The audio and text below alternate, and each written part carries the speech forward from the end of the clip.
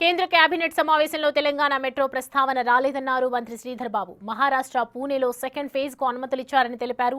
దేశ జీడీపీలో తెలంగాణ పెద్ద పాత్ర వహిస్తున్న మెట్రో ఫేజ్ 2 పై నిర్ణయం తీసుకోకపోవడం బాధాకరమన్నారు. మెట్రో ప్రతిపాదనను వెంటనే ఆమోదించాలని, కేంద్ర ప్రయారిటీగా తీసుకోవాలని డిమాండ్ చేశారు. తెలంగాణ రాష్ట్రానికి సంబంధించిన ప్రధానమైన డిమాండ్లు ఉన్నాయి. దానిలో భాగంగానే మీరు తీసుకున్నది ఈరోజు మహారాష్ట్రకు సెకండ్ ఫేజ్ మెట్రో రైలు ఇచ్చింది. ముఖ్యమంత్రి గారు అనేక సందర్భాల్లో ప్రధానమంత్రితో కలిసి, సంబంధిత మంత్రివర్యులతో కలిసి ఈరోజు తెలంగాణ మన హైదరాబాద్లో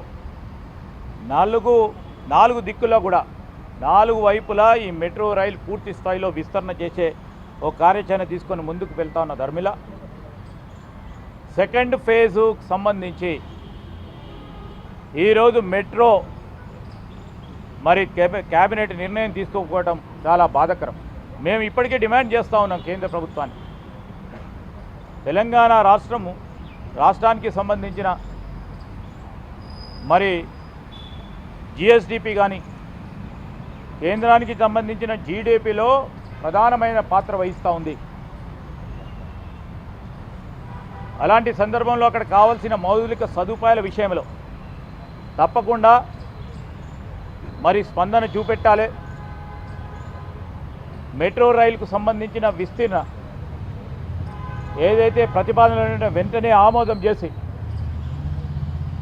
హైదరాబాదుకు సంబంధించిన మా భాగ్యనగరం జంట నగరాలకు సంబంధించి మా కాంగ్రెస్ ప్రభుత్వం ఆ రోజు మెట్రో రైలుకు సంబంధించిన అంశం యూపీఏ ప్రభుత్వ హయాంలో సోనియా గాంధీ గారి నాయకత్వంలో మన్మోహన్ సింగ్ గారు, ఆ రోజు జైపాల్ రెడ్డి గారి నాయకత్వంలో తీసుకొచ్చిన మెట్రో రైలు సంబంధించి 10 సంవత్సరాల తర్వాత సెకండ్ ఫేజ్కు వెళ్దామని మళ్ళా తిరిగి కాంగ్రెస్ ప్రభుత్వం రాష్ట్రంలో ఏర్పడ్డ తర్వాత ప్రతిపాదన చేశాం. మేము తప్పకుండా అడుగుతూ ఉన్నాం, డిమాండ్ చేస్తూ ఉన్నాం.